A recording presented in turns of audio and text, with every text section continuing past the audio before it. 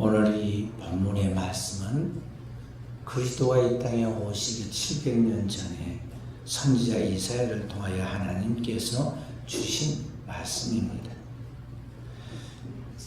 주님이 오시기 700년 전에 선지자 이사야가 그리스도의 동정녀 마리아의 탄생부터 시작해서 그리스도의 탄생의 의미가 무엇인지에 대한 성탄의 의미, 그리고 인류의 모든 구속과 함께 종말과 새하늘과 새 땅에까지 모든 진리를 미리 이사야 선지자를 통해서 선지자가 받아서 하나님의 말씀을 우리에게 알려주는데, 바로 그 중에서 오늘 이 본문의 말씀은 이 성탄절의 진정한 의미가 무엇인가를 우리에게 가르쳐 줍니다.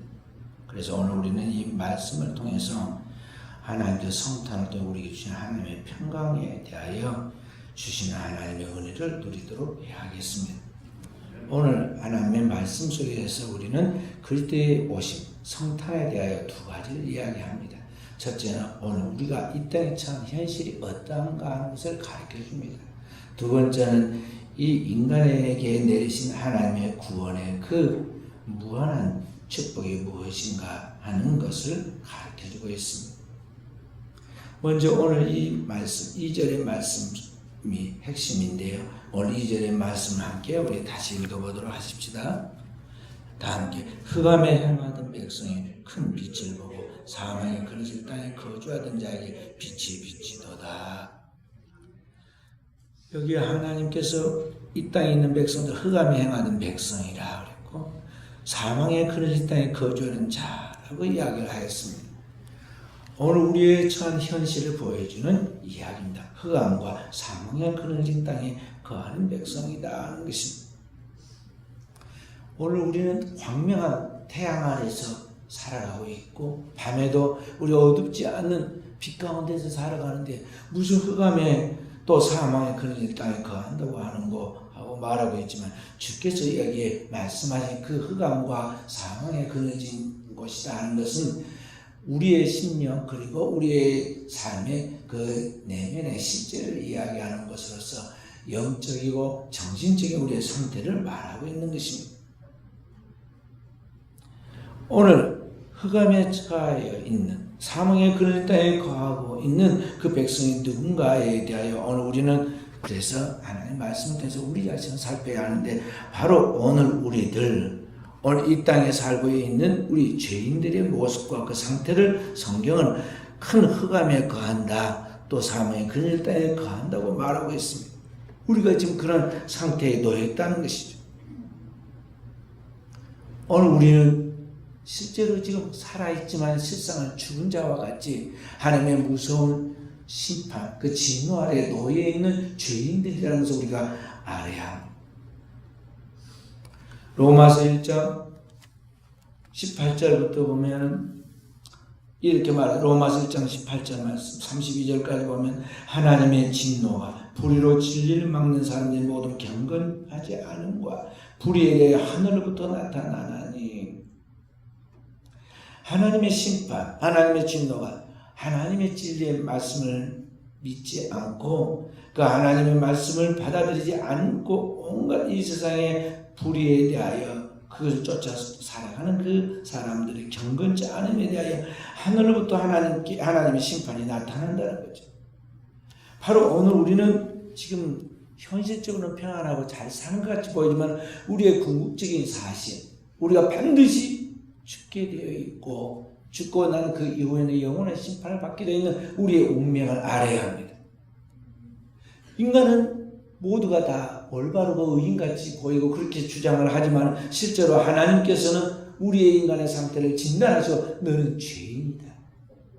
죄로 말하면 반드시 너는 죽어야 하고 죄의 값은 사망으로 죽어야 하고 죽는 것을 끝나면 그 이후에는 영원한 심판이 있다고 하나님께서 우리의 그 모든 삶의 진실을 그대로 정하고 우리에게 가르쳐주고 있어요.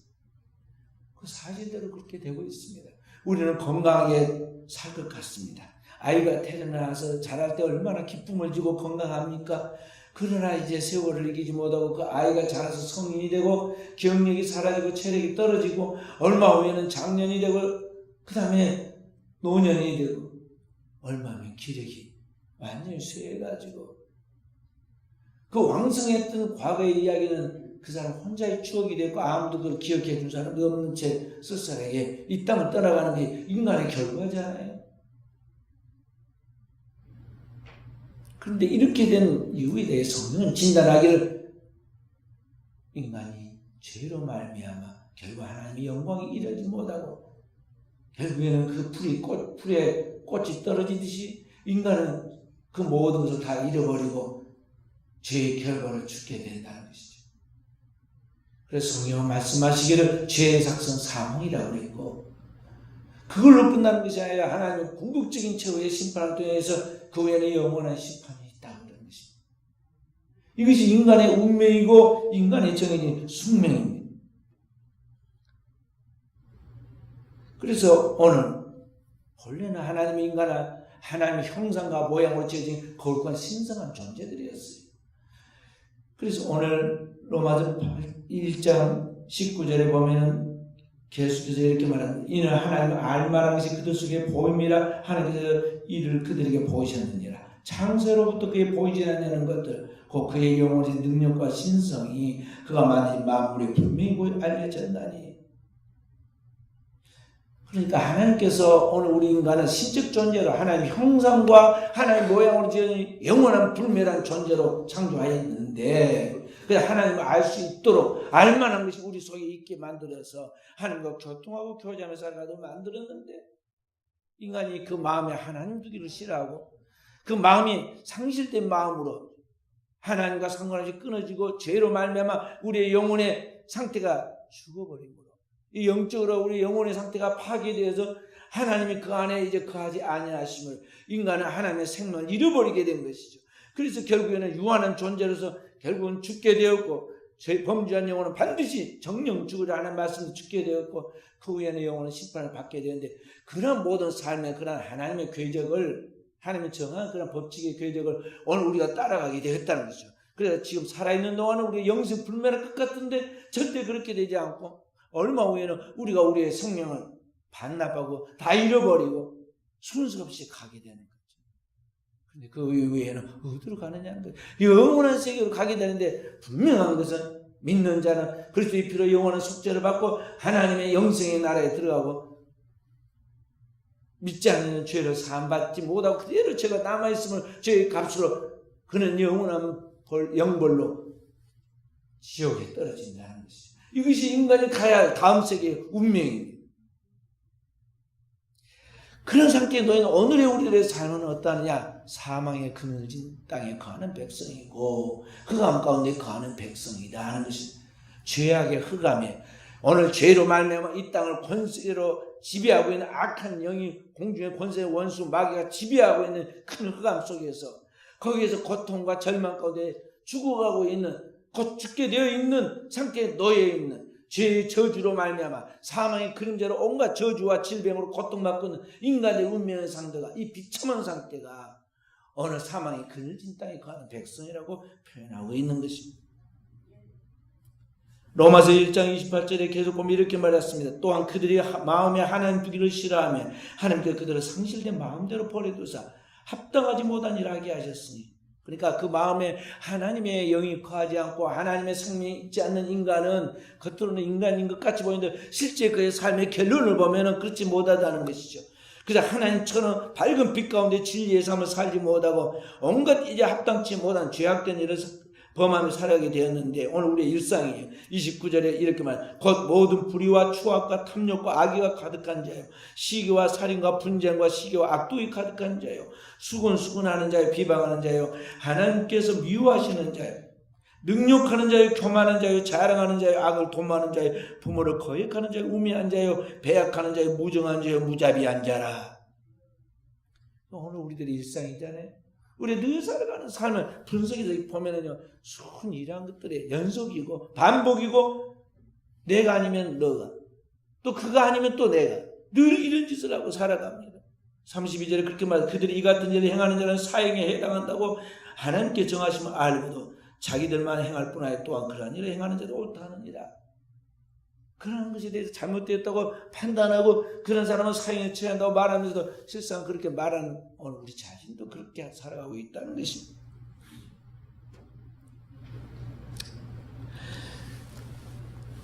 그래서 오늘 우리 인간은 이 인간의 본질적인 궁극적인 운명에 대해서 우리는 그것을 분명히 인식을 하고 있어야 돼요. 저희 칼 야스퍼스는 그렇게 말했습니다. 인간에게 자기의 힘으로 어쩔 수 없는 상황인데 그 인간의 상황, 한계 상황이라고 했어요. 그리고 그 한계 상황의 절정판이 뭐냐면 죽음이라고 정의했어요. 인간이 자기의 힘으로, 자기의 지식으로, 힘으로, 능력으로 자기의 어떤 가지고 있는 소유나 권력이나 지식으로 어떻게 할 수 없는 궁극적인 한계 상황이 뭐냐면 곧 자기의 죽음의 문제인데 죽음 앞에서 어떻게 오늘 우리가 이 문제를 풀어갈 것이냐 하는 것이죠. 이 땅에서 우리가 조금 일이 잘 되고 못 되고 그건 다 지엽적인 이야기예요. 내가 오늘 우리 학생들 일부 예배 드리면서도 이야기했지만 공부 조금 잘하고 못하고 조금 학교에 다른 학교에 다른 학생보다 더 나은 학교에 가고 또 덜 된 학교에 가고 그건 지엽적인 문제예요. 사업이 좀 잘 되고 안 되고 얼굴이 조금 미남이고 미녀고 또는 조금 못나고 그건 아주 보편적인 지엽적인 것이라는 거죠. 죽고 사는 문제에 있어서 좀 돈이 많으면 뭐하고 적으면 뭐할 거예요. 조금 IQ가 높으면 뭐하고 덜하면 뭐할 거예요. 조금 사업이 잘 돼가지고 일이 잘 풀리고 안 되면 또 어떨 거예요. 죽고 사는 문제 앞에서 또 구원받느냐 멸망하여 영원한 영벌에 들어가느냐 이 결정적인 죽고 사는 영생과 영벌의 문제에 있어서 이것은 아무것도 아니다는 것이죠. 우리는 우리의 참 진짜 현실을 볼 수 있어야 돼요. 하나님은 오늘 성경을 또 우리에게 말하기를 너희는 지금 흑암 가운데 있다. 큰 흑암 가운데서 사망의 그늘 속에서 곧 죽어갈 운명이 너희 있다고 말씀하고 있다는 것이죠. 바로 이러한 인간의 비참한 현실을 우리 하나님 아버지께서 보시고 이 어둠의 세상에 이 어둠의 빛이 절대적으로 필요하듯이 이 어둠의 세상에 생명의 참 빛을 비추기 위하여 큰 빛을 비추셨다. 오늘 하나님 말씀에 2절에 큰 빛과 세상에서 비치는 빛이 오늘 있었다고 했어요. 그 빛이 무엇이냐? 바로 예수 그리스도다 하는 것입니다. 우리 인간의 이 비참한 문제의 근본적인 문제를 해결하기 위하여 인간의 이 한계 상황 속에서 우리가 풀어갈 수 없는 이 문제를 해결하는 답으로 하나님께서 주신 것이 뭐냐? 바로 세상에 참 빛으로 오신 예수 그리스도다 하는 것입니다. 주님은 오늘 이 땅을 비추는 생명의 참 빛입니다. 태초부터 사람들의 안에 생명을 주는 생명의 참 빛입니다. 요한복음 1장 9절에 참 빛 곧 세상에 와서 비추는 빛이 있었나니 자기 땅에 와서 그 빛을 비췄지만 백성들이 그를 영접지 않았다. 왜냐? 그들의 어둠이 너무 짙어가지고 그들의 어둠이 그 빛을 알지 못하였다 그랬어요. 주님은 이 땅에 계실 때 그렇게 말씀했습니다. 예수께서 또 말씀하여 이르시되 나는 세상의 빛이니 나를 따르는 자는 어둠에 다니지 아니하고 생명의 빛을 얻으리라. 남에서 속인된 사람을 거치며 또다시 말씀하십니다. 내가 세상에 있는 동안은 세상의 빛으로다. 이 어둠의 세상에, 죄악의 세상에, 멸망의 세상에, 영원한 음부에 떨어질 수밖에 없는 이 세상 속에 끝까지 찾아오셔서 우리의 영혼에, 우리의 생명에 진정한 빛을 비춰서 영생한 하나님의 형상과 모양을 회복하여 하나님의 자녀로서의 신성한 삶을 그리스도와 함께 우리 하나님 아버지 집에서 영생하여 살아가도록 만든 바로 그 생명의 근원, 바로 생명의 빛이 누구냐? 예수 그리스도다 하는 것입니다.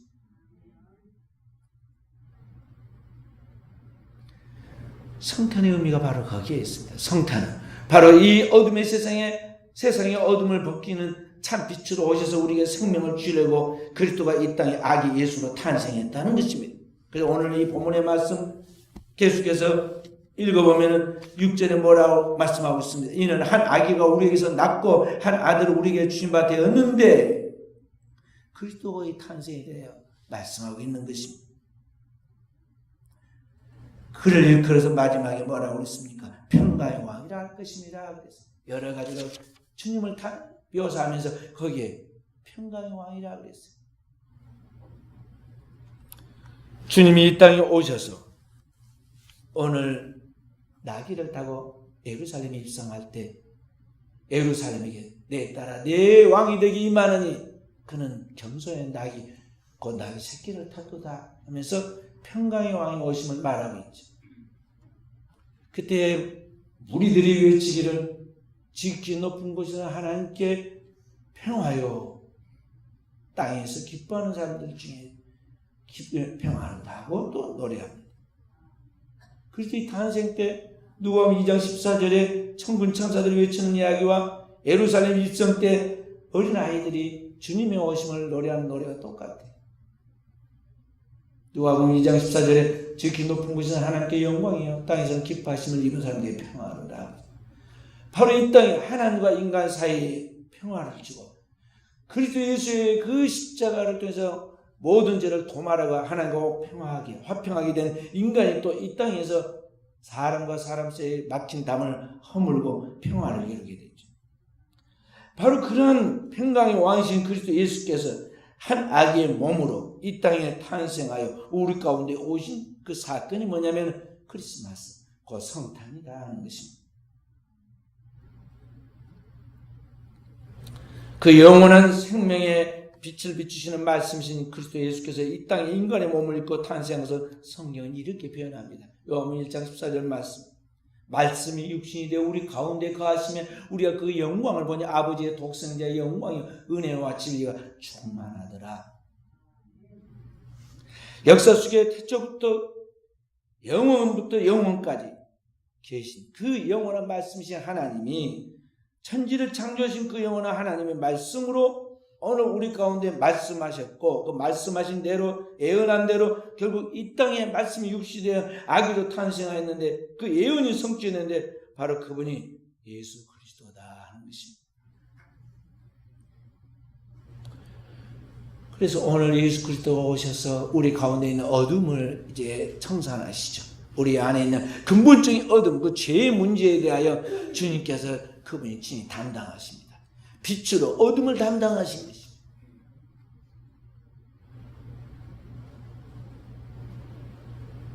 캄캄한 어둠의 상징적인 게 뭡니까? 죽음이고 죽음 다음에는 사람은 또 깜깜한 땅 속에 묻히잖아요. 주님이 우리의 죄악을 담당하고 우리 어둠을 담당하고 우리의 죄의 값을 다 십자가에서 청산하시죠. 주님이 십자가에서 그 모든 죄를 담당하고 우리의 어둠을 다 담당하고 죽으실 때 하늘의 빛도 빛을 열어버리고 캄캄해지죠.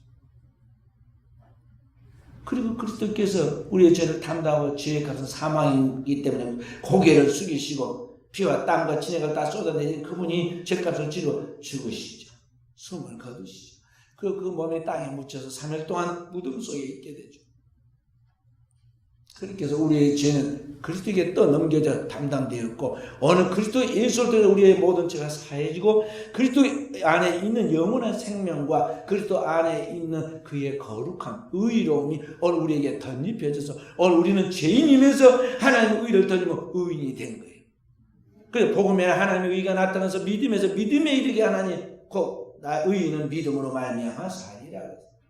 그리스도에서 여러분 저는 죄인인데 육체적으로 죄인인데 그리스도의 피에 공로를 덧입어서 오늘 우리가 의인이 되는데 그 약속의 말씀이 주님의 하신 십자가의 사건도 우리가 전해준 복음의 말씀 우리가 마음으로 믿을 때 오늘 우리가 죄인인데 의롭다고 하나님이 일컬어 주시고 그리고 칭의라고 해요. 거룩하게 일컬어 받게 해주시고 오늘 우리는 끊임없이 살아가면서 이 죄 가운데에서 어둠의 세상에서 죄를 짓고 살아가지만 그리스도 예수를 믿을 때 그 복음의 말씀을 믿을 때 그분의 이름을 믿을 때 그분의 의로움이 우리에게 덧입혀진 채 계속 그게 연속되어서 오늘 우리가 그 믿음을 가지고서 하나님의 의를 가지고서 끝까지 나아가는 거예요. 하나님 앞에 가는 거예요. 그래서 의인은 믿음으로 말미암아 사니라. 근데 여러분과 제가 이 땅에서 누가 죄를 더 많이 짓고 덜 짓고는 본질적으로 하나님 앞에 거의 똑같습니다. 도토리 키재입니다. 죄인들이 드러난 죄가 있고 덜 드러난 죄가 있을 뿐이지 그 죄의 그 중량 하나님 앞에서 볼 때는 똑같다는 거죠. 죄 덩어리예요. 그런데 그런 죄인들에게 그리스도의 거룩한 의를 덧입혀주는, 그래서 누가 붙들고 나가냐, 누가 믿느냐, 그 약속의 말씀을 누가 끝까지 믿고 나가냐에 따라 구원과 영생의 문제가 결정되는 것이지 어느 우리의 행위에 달리는 게 아니라는 것을 알아요. 그런데 주님께서 이 복음을 전합니다. 회개하라, 천국이 가까웠느니라. 구원의 참 빛이신 주님이 오셔서 빛을 비추면서 복음을 전하면서 사람들이 복음을 전할 때 사람들이 자기 빛이 너무 어두워서 주님의 빛을 받아들이지 못할 뿐만 아니라 그 말씀을 듣고도 깨닫지는 못합니다. 그리고 심지어는 그 빛을 꺼버리려고 예수님을 막 쫓아다니면서 죽이려고 하잖아요. 그런 인간의 그 가혹한 운명을 주님께서 보실 때 너무 안타까운 거예요. 저게 조금 이따 죽을 건데, 저게 조금 이따 죽으면 지옥에 떨어질 건데, 저게 하루 강아지 범무슨지 모른다고 자기 결국을 보지 못하고 자기 천년만년 이 땅에 살 것 같지 막 거들먹거리고 다니면서 헛된 일에 계속 정력을 낭비하는데 조금 있다 자기 코에서 숨이 떨어지면서 지옥에 떨어질 건데, 이 생각하니까 주님께서 잠이 안 오는 거예요. 그래서 밤이 맞도록 기도하죠. 자다가도 뻘떡 일어나서 깨가지고 새벽 미명이나 또 기도하지. 기도할 때 그냥 기도한 게 아니라 심한 통곡과 눈물로 간구와 손을 올렸다고 그랬어요. 주님의 기도는 거의 눈물의 통곡이었어요. 주님께서 우셨다. 도미니누스 플레피티 하는 이 말이 이 성경에 3번 나와요. 예수님께서 우셨어요. 크게 울었다고 기록되어 있는 것은 성경에 3번 나와 있는데, 예루살렘을 바라보면서 앞으로 곧 예루살렘의 멸망과 함께 이스라엘 나라가 앞으로 수천 년 동안 나라가 회복되지 못하고 주님이 다시 오실 때까지 회복되지 못할 것을 보시고 주님께서 우셨다는 이야기가 나오고, 십자가를 지기 직전에 겟세마네 동산에서 아버지께 이 백성들의 죄를 사하여 주십시오. 나이가 만약에 이 백성들의 십자가를 지지 않을 수 없다면 내가 꼭 질 수 있도록 하나님께 해 주십시오. 내 뜻대로 말고 아버지 뜻대로 되기를 원합니다. 기도할 때도 주님이 심한 통곡과 눈물로 간구와 손을 올렸다고 했어요. 또 나사로가 죽었을 때 주님께서 마음에 그 사랑 나사로의 그 죽음 앞에서 무덤을 찾아가면서 심히 마음에 비통히 여기고 불쌍해서 눈물을 흘리셨다는 말이 성경에 보면 나옵니다. 3번 그렇게 우는 게 나오는데 3번만 울었겠어요? 기도할 때마다 눈물로 부르짖었단 말이죠. 인간의 비참한 현실 때문에. 그래서 여러분과 저는 주님의 그 통곡 소리를 들을 수 있어야 돼요. 성경에 있는 것을 끝난 거야. 오늘 나의 영혼을 위하여, 우리의 영혼을 위하여 부르짖고 통곡하신 그리스도의 그 울음소리가 오늘 우리 귀에 들려야 한다는 것이죠. 우리는 죄의 결과로 이 땅에 수많은 그러한 고통을 안고 문제들을 안고 살아갑니다. 근데 그때마다 힘들어가지고 흘리는 눈물이 과연 무슨 눈물인가요?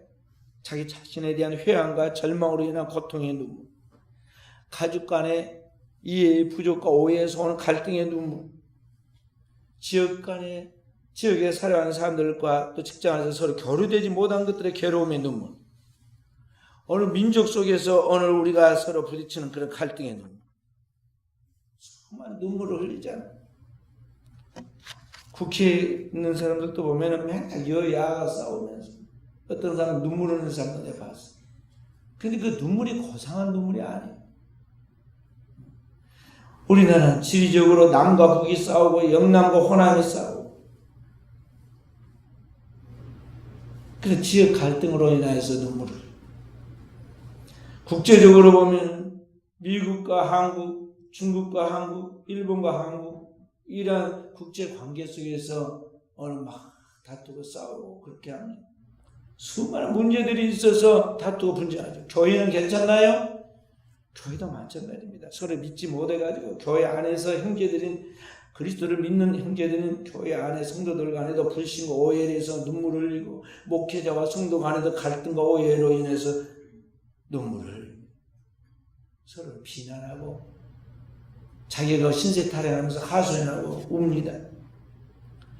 그러나 세상에 참 빛으로 오셔서 이 죄인들을 살리기 위하여 이 죄인들의 안타까운 상태를 바라보면서 주님이 매일 밤 부르짖었던 그 통곡의 기도 소리, 그 눈물, 오늘 우리가 안다면 정말 우리도 주님의 그 거룩한 울음에 동참해야 하고 그 눈물에 오늘 우리의 눈물이 겹쳐서 주님을 기쁘시게 하는, 주님의 사역을 완성하는 종들이 되어야겠습니다. 그래서 오늘 사랑하는 성도들, 우리가 이제 세상에 참 빛으로 오신 주님께서 오셔서 이 세상의 어둠에 빛을 비추어서 그리스도의 십자가를 통해서 우리의 모든 죄가 사라졌으므로 우리의 어둠은 벗겨졌고, 그리스도가 사망 권세를 깨뜨리고 부활하고 승천하고 하나님 보좌 우편에 앉으심으로 이 세상의 영원한 생명의 빛을 비추었으므로 오늘 우리는 그 빛을 받던 자들, 그 빛의 자녀들이 되었어요. 주님은 오늘 영접하는 자고 그 이름을 믿는 자들이 하나님의 자녀가 되었다고 했어요. 그리고 이 하나님의 자녀들 성경 뭐라고 하냐? 너희는 빛의 자녀들이라. 마태복음 5장 13절부터 16절에 보면은 너희는 세상의 빛이다. 너희는 세상의 빛이라. 오늘 빛의 자녀로서 오늘 우리는 빛의 자녀들끼리처럼 그러나 하나님의 빛을 세상에 비추어야 돼.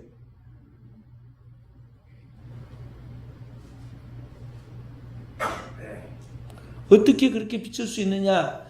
나는 참 빛이 아니고 생명이 없기 때문에 그리스도가 나를 구속하여 내 안에 거하심을 오늘 우리가 산 거예요. 그래서 오늘 우리는 그리스도가 내 안에, 내가 그리스도 안에 거하는 삶.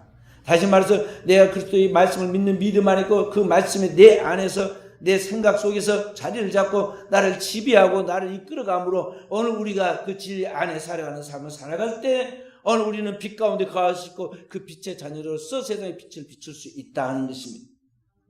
할렐루야.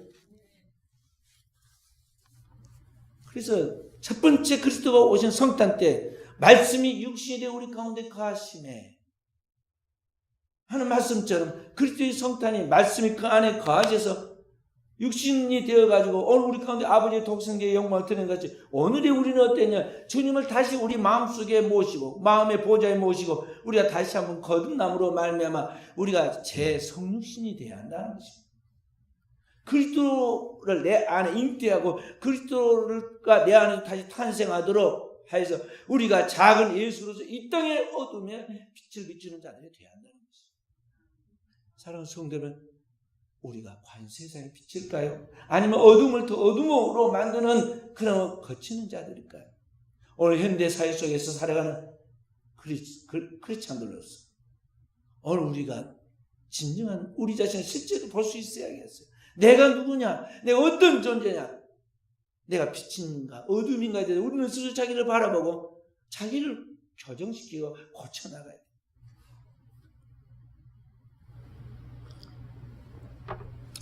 교도소에 가면 재소자들, 죄인들을, 범죄자들을 교정해 나갑니다.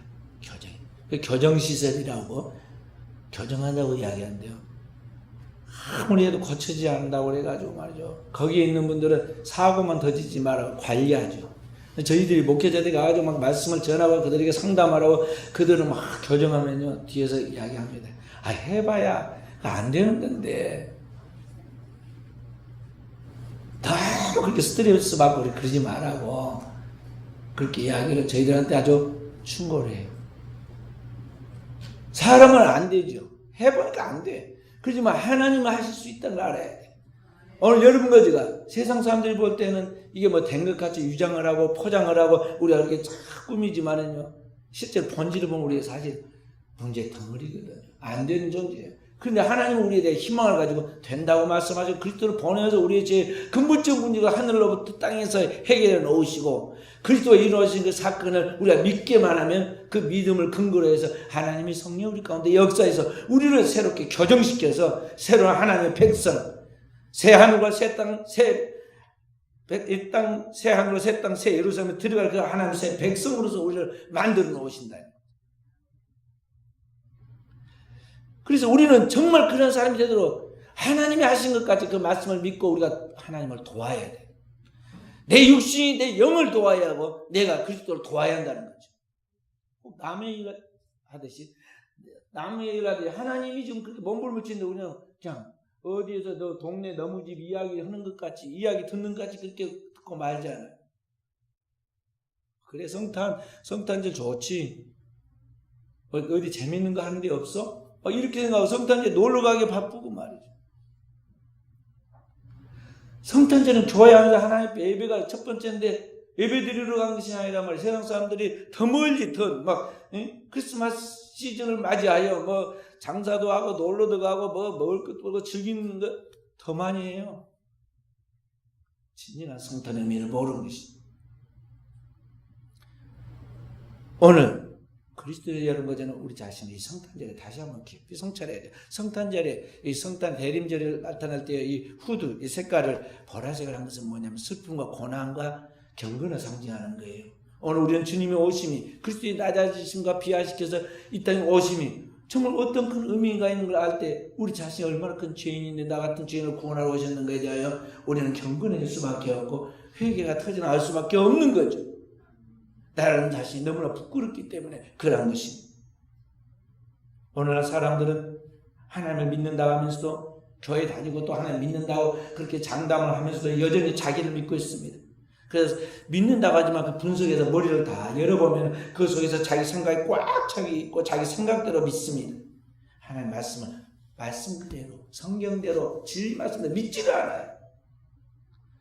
그러나 사람이 자기 생각이 옳은 것 같더라 하나님 보시는 다 그 중심을 보시는데 우리 생각이 불이하다는 걸 알아야 돼. 오늘 우리의 생각은 다 세상으로부터 공급받은 거잖아요. TV를 통해서 또는 뭐 잘못된 지식을 통해서 그리고 잘못된 경험과 상식을 통해서 들어온 내 속에 들어있는 것들은 그것은 올바른 것 같지만 이것이 세상적이고 정력적이고 마귀적인 거예요. 그래서 주님께서 베드로가 순간적으로 인간적 생각하니까 뭐라고 그랬어요? 내가 하나님의 일을 생각지 않고 사람의 일을 생각하고 사탄아 물러가라고. 내 속에 사탄적인 세속적이고 정력적인 것이 들어있다는 걸 알아야 돼. 이것을 꺾어내고 버리고 나가야 돼. 그래서 주님께서 말씀하신 아무든지 나를 따르는 자 자기를 부인하고 하는 말씀. 자기 생각을 셀프 디나이를 하라. 부인하라는 거예요.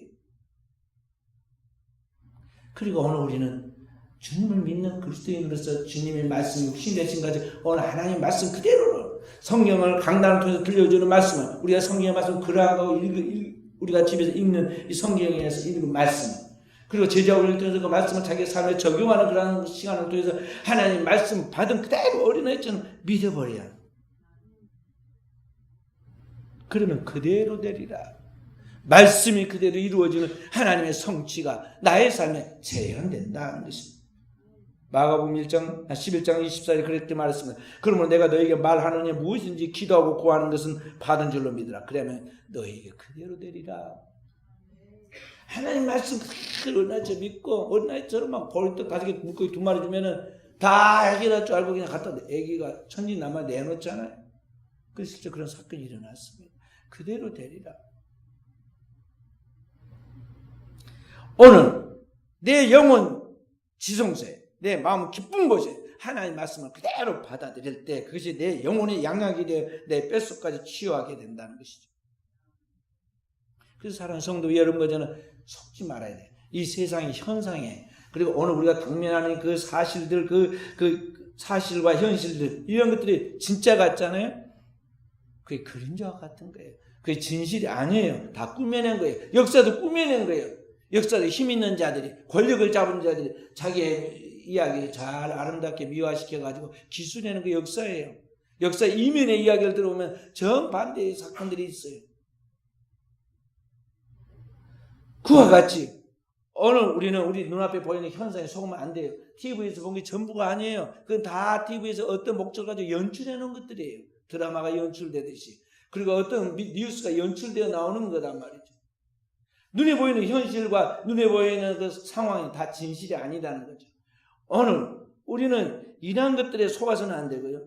오늘 하나님의 말씀만이 진리예요. 어제나 오늘 영원토록 살아있는 그 하나님의 말씀만이 진실이에요. 그러니까 그 하나님 말씀을 그 성경에서 받아서 믿고 그 말씀을 믿고 행동에 나아가면 거기에 말씀이 육신이라는 사건이 이루어진다는 것이죠. 믿음은 바라는 것들이 세상에 보지 못하는 것들의 증거라. 선진들이 이로 말미암아 증거를 얻었다. 모든 세계가 하나님의 말씀으로 지어졌는데 그 모든 세계가 하나님의 말씀으로 지어진 것을 우리가 다 보고 알았다고 이야기하고 있어요. 그리고 하나님은 어떤 하나님이냐? 이와 같이 하나님이 살아계신 것과 그 말씀하신 그 말씀 그대로 믿는 자에게 상을 주신다는 것을 그대로 믿는 사람에게 주님이 나타나서 그에게도 하나님의 구원의 사건을 일으키고 그에게도 하나님의 응답에 축복을 주신다고 약속했어요. 그렇기 때문에 사랑하는 성도 여러분, 여러분과 제가 오늘 신앙생활에 나갈 때 사단의 속임수에 절대 빠지지 않도록 영의 분별력을 가져야 하겠습니다. 첫 번째 인간을 타락시킬 때 사단이 어떻게 했나요? 창세기 3장을 여러분과 제가 주의 깊게 잘 분석해서 이해를 해야 돼요. 마귀가 왔어요. 에뱀, 곧 마귀가 인간에게 왔을 때, 나 마귀 그리고 꼭 머리 꼭대기에다가 뿔을 달고 말이죠. 샥하면 온 게 아니에요. 하나님의 창조의 피조물 중에 가장 영리한 피조물이 무엇이었냐면 뱀이었어요. 인간이 가장 대화가 되고 친구 통할 수 있는 에뱀, 그 뭐 지금처럼 막 징그럽게 생긴 거 아니에요? 난 저주를 받아가지고 그렇게 생겼지. 그 뱀이 와가지고, 근데 그 뒤에는 뱀이 아니라 단순한 뱀을 통해서 역사하는 악한 마귀가 있었던 거죠. 와가지고 이야기하는데 그렇게 이야기했어요. 동산 나무의 모든 실과를 하나님 먹지 말라고 그러시더냐? 하나님을 완전히 좀 강압을 쓰는 그런 분으로 묘사를 했어요. 하와가 변호했어요. 아니야, 다 먹을 수 있다고 그랬어. 그러나 한 가지 동산 중앙에 있는 실과를 먹지 말라고 하셨어. 먹으면 죽을까 한다고 그랬어. 말을 지금 하나님 말씀 정확히 이해를 못하고 불분명히 표현하니까 사탄이 탁 틈을 탑니다. 네가 먹으면 결코 죽지 아니하리라. 그 다음에 거짓말을 할 뿐만 아니라 하나님을 왜곡시켜서 하나님을 잘못된 이미지를 걸어서 잘못된 프레임을 걸어서 하나님을 이상한 하나님 만들어요. 내가 그것을 먹는 날에는 내 눈이 밝아 하나님처럼 될까? 하나님이 그것 때문에 선악과를 못 먹게 한 거야. 그래서 하나님을 뭡니까? 굉장히 이기적이고 자기 혼자 영광받고 자기 혼자 잘 되기를 바라고 이용하는 그러한 굉장히 인간적인 말로 오해를 시켜서 하나님 이미지를 바꿔놓은 거죠. 생각을 바꿔놨어요. 하와의 생각. 그 다음에는 마귀는 가만히 이제 옛날로 돌아가가지고 친구라고 다정하고 아주 대화가 되는 그런 친구처럼 같이 가만히 있었어요. 뱀이 더 이상 행동하지 않았어요. 선 앞에 따다가 먹으라 그걸 안 했습니다. 어떻게 했습니까? 하와가 그때부터 잘못된 생각을 가지고 잘못된 이미지, 하나님에 대한 이미지를 가지고 자기 안에 타오르는 최고가 되었으면 자기도 하나님처럼 되고 싶은, 그리고 하나님의 영광을 누리고 싶은 욕망을 가지고 선악과를 보니까 보암직하고 먹음직하고 지혜롭게 하는 건 탐스러웠어요. 욕망이 들어간 판단력과 모든 게 다 흐려지는 거예요. 그래서 아무도 따먹으라고 가서 강압을 쓰거나 막 협박을 해도 않았는데 스스로 자기 발로 걸어가가지고 자기 손에 뚝 따가지고 입에다 턱 먹었어요. 먹어보니까 어때요? 맛있죠. 과일이 맛있죠. 의미들도 먹으면 더 맛있어요. 뿐만 아니라 죽는다고 그래야 돼. 정령 죽으리라 그래서 진짜 죽는다 탁 먹는 순간에 그 무슨 백마탄 왕자하고 백설공주처럼 딱 먹는 순간에 딱 죽는 줄 알았더니 안 죽고 쌩쌩해요. 안 죽네? 괜찮네? 맛 좋고 하면서 따먹고 이제는 그 다음에는 자기 남편한테 갖다 주고, 결과는 진짜 죽긴 죽었잖아요. 그로부터 얼마나 더 살았는지 하여간 모르지만 960세에 죽었어요. 960세 죽었어요. 1000년 가까이 살다가 죽었는데 정령 죽으리라, 반드시 죽으리라 하나님 말씀대로 죽게 되었죠. 그리고 그 후손들은 계속해서 죽게 되었는데 이제 생명이 단축돼 가지고 지금 오늘날 이 땅에서 100년 미만을 살다 가잖아요. 그러니까 이와 같이 사탄은 항상 우리의 생각 속에서 역사하고 우리의 잘못된 생각과 의심을 받아들여서 행동하게 하고 우리로 하여금 망하게 한다는 거죠.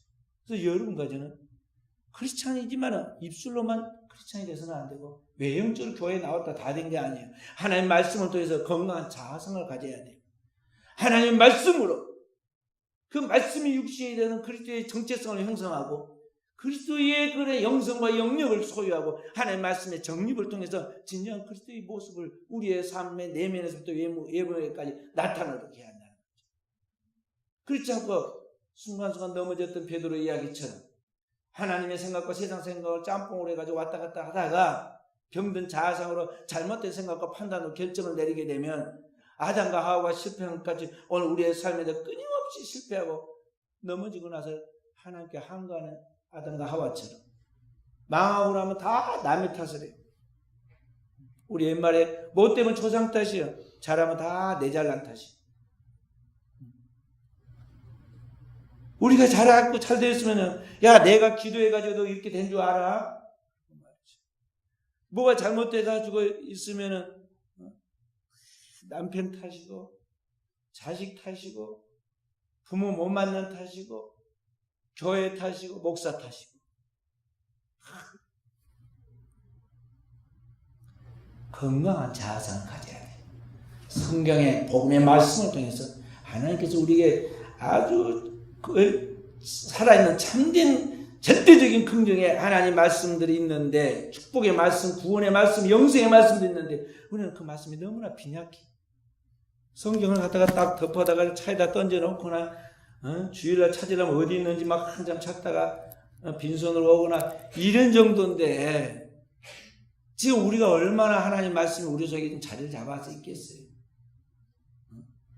이게 하루에 한 30장씩 20장씩 막 읽고 또 예배 드리고 또 기도하고 제자 훈련 받고, 그래도 순간적으로 세상에 빠지고 유혹이 다가오면 막 금방 넘어지고 마는 게 우리의 인간의 죄인된 모습인데, 그리고 우리가 어떻게 뭘 하겠냐. 일을 지키기 위해서.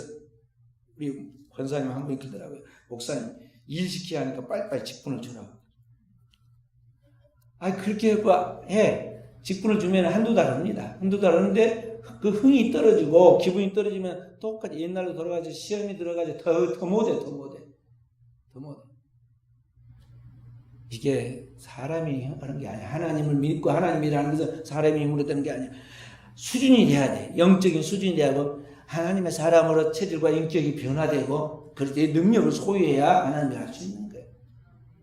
그렇기 때문에 사랑하는 성도 여러분, 여러분과 저는 이 땅에 지금이 아무리 세상이 캄캄한 어둠과 같이 흑암의 상태에 있다 할지라도 내게 비추신 생명을 비추는 이 하나님의 말씀이 있다면, 그 말씀을 붙들고 기도하면 마치 빛이 오면 어둠이 물러가듯이 우리의 삶의 모든 문제는 주님의 비단에서 다 풀리고 해결될 수 있다는 것, 해결되어 간다는 것을 알고 오늘도 그 믿음으로 승리하는 종들이 되어야겠습니다.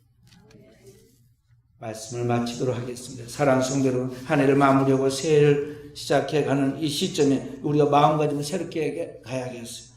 그래서 오늘 우리는 하나님 앞에서 진실한 그러한 어린아이처럼 하나님 말씀으로 우리의 삶을 적용하고 나가도록 해야겠습니다. 그래서 새해에는 세 가지를 미리 기도하면서 준비하고 가고 해야겠어요. 첫째는 가정의 예배에 성공하는 사람 되어야겠어요. 성도들이 교회에서 신앙생활과 가정생활이 너무 달라요. 그래서 하나님 말씀을 적용해가지고 교회에서 큐티 지금 나눠주잖아요. 큐티라는 책을 보고 매일매일 한 장씩 가지고 하나님 말씀을 삶에 적용해가지고 가정 예배에 꼭 성공하시면 좋겠어요. 두 번째, 구역 예배에 성공해야겠어요. 주일날 선포된 말씀을 그냥 버리지 않고 소교회가 구역이에요. 그래서 이 구역에서 그 말씀을 다시 리바이브를 해가지고 계속해서 말씀이 살아 움직이도록 해야겠습니다. 구역 예배에 성공자가 되겠고, 세 번째, 직장 예배에 성공하는 사람들이 되어야겠어요. 우리 성도들이 대다수 가서 일을 합니다. 일터가 선교의 장이 되도록 해야 돼요.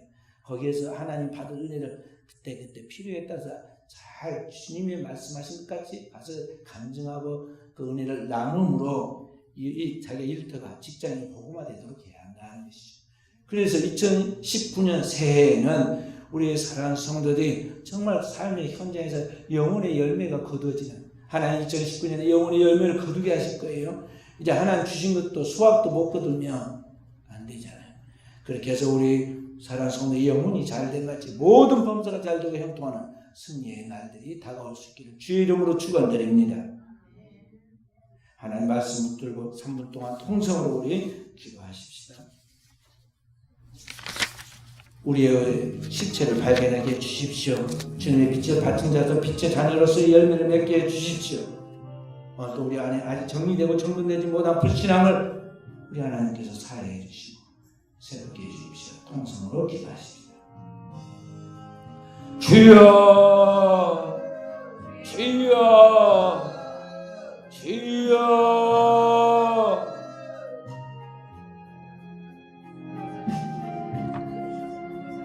할렐루야. 아버지, 오늘도 우리 사랑하는 종들 말씀 받들고 기도하오니 성령이 임하사 우리 사랑을 치유하옵소서.